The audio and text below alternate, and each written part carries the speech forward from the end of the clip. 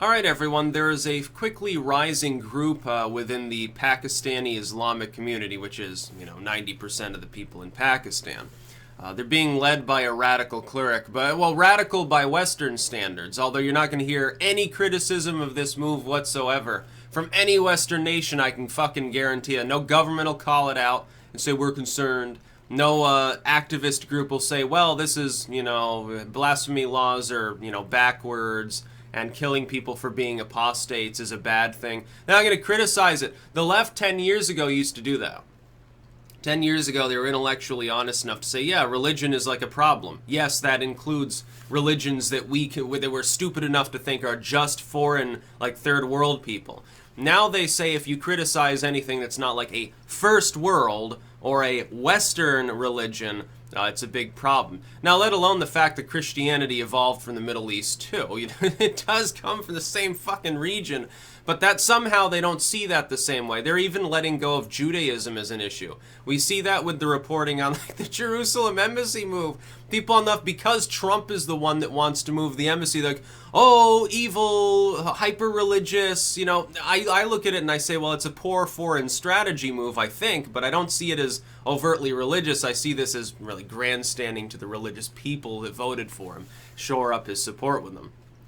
And also, it does take some balls to be willing to anger, half the fucking world, because most of them, including the European countries, they won't recognize this move. They'll say the U.S. is being evil and going rogue, probably going to start a war. Maybe so, in which case my support for Trump will go from, relatively decent to absolute zero real fucking fast, because I'm tired of all the proxy war bullshit. So sunk Obama. Ooh, it's drone strikes in Syria. More drones in Yemen. Ooh, we're going to kill Pakistanis. Wonderful time.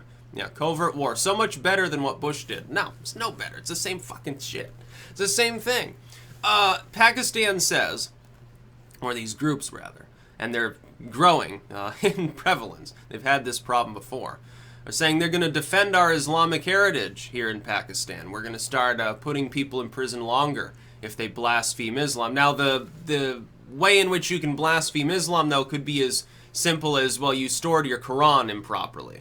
It becomes a little bit medieval when it gets to that point. I think there's a difference between the speech aspect and, like, literally it's blasphemy. You wore your clothes wrong, you wore the wrong headscarf incorrectly, the Quran. It's very legalistic.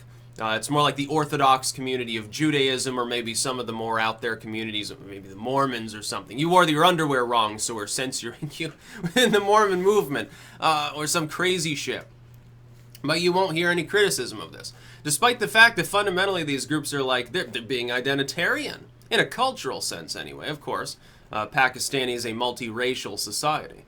Most Islamic states to some degree are. Egypt is. Of course, that means prevalent racism. The black minority within Egypt is sorely mistreated and looked at as subhuman in some xenophobic cases by other groups within Egypt.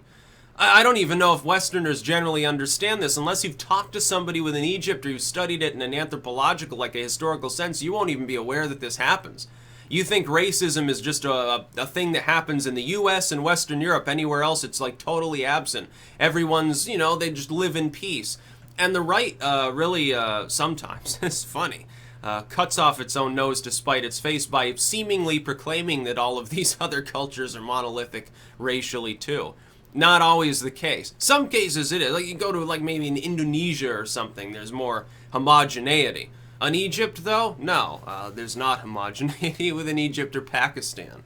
It's just it may be more than some situations in the West, but when you have less stability, people are going to maybe self-segregate more anyway.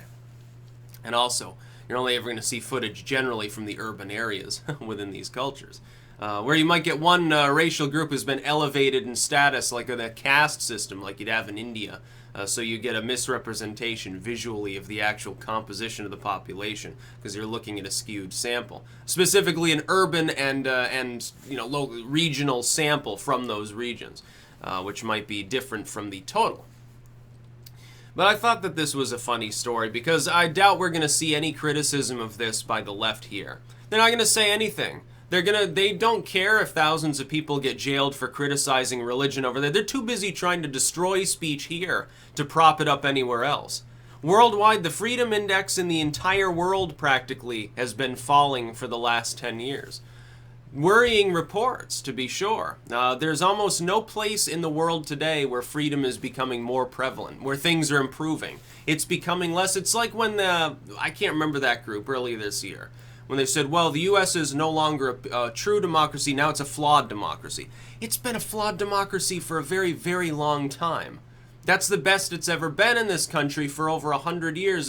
You have to go back to like the antebellum period or before to find a situation in which we were an actual, truly, fully functioning, proper democratic republic. You have to go back over 100 years. There is no American alive today who remembers a time in which we were a truly, fully functioning democratic republic.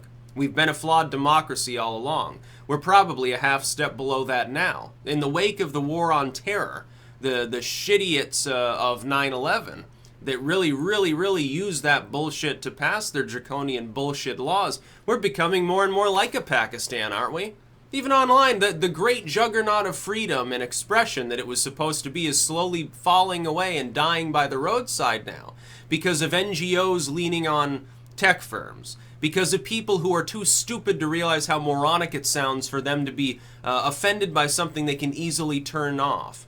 They sound exactly like all the shrill harpies whining about everything that was on cable years ago that led to the rating system being imposed there in the first place. Oh, little Jimmy saw a nipple. Who fucking cares if little Jimmy saw a nipple? Now you've ruined TV for everyone. Now it's no longer fun. Then it gets replaced by something that is fun. Now you want to regulate that too into the ground. And the cable companies love the idea. You know, the same people handling the ISP end of the internet half the time. They love the idea. Oh, yeah, this could be great. It's going to really pump up our views on cable TV or on our on-demand stations. Fuck the independent content creators. You can have a text-only website, anytime you want, but you're going to have to pay more or abide by our shitty rules if you want to do anything else. So you can type your free speech comes in a notepad file. Everything else we need to restrict that. Is that not basically the same as what Pakistan's saying? You know, only they're doing it for traditionalistic reasons. And by the way, this is sort of what I worry about happening with the right here. What if the right here, if it takes hold, if it defeats the shits of the left, you know, the turds that are running the Democratic Party, the neoliberals, the for-profit, war hawks with all their censorship, the big tech firms, if all tech takes over. What if the right has its heyday and, we enter a reasonable period of freedom? Could they not end up doing the same? If they go too far out in a TradCon field, will they not simply start suppressing people the same fucking way? So what's the fucking difference? For someone who doesn't fall on the left or right per se, or if those meanings get skewed, if they change over time and leave people behind, they still get censored. What's a fucking point? That's the one reason why I don't really fit in fully with like the TradCons or the alt-light or whatever fucking monikers some of these people are using now. Because I don't want to be abused by any group of people. I think my own personal belief is that in a total free market of ideas like the internet is meant to be, good ideas tend to win out most of the time over bad ones. Over time, it can take a while, but generally they win. Just like a technology that's more efficient, unless you are not on an even playing field, if you're subsidizing something or suppressing something, whatever, government gets involved. If you've got competing technologies, the more efficient, cheaper technology will tend to win over time.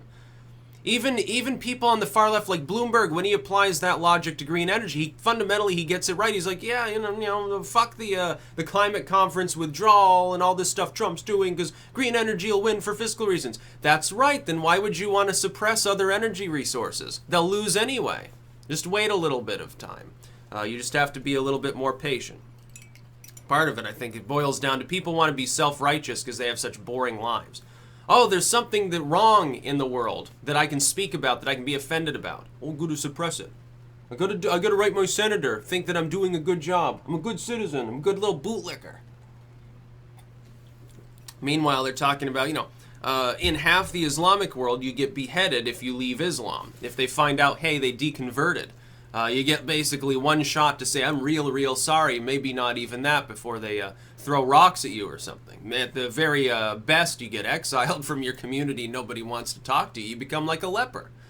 And then people want to come over here and say, well, you know, the Trumpite religious folks, they're a problem. Okay, the worst thing that they're doing at the moment is rambling about Starbucks cups, which is dumb, but it's not the same as hanging people and cutting their heads off. It's a little bit different. And when last I checked, the religious right was part of the core trying to resist censorship right now. They're the ones that feel like they're the ones being censored. They don't want more censorship.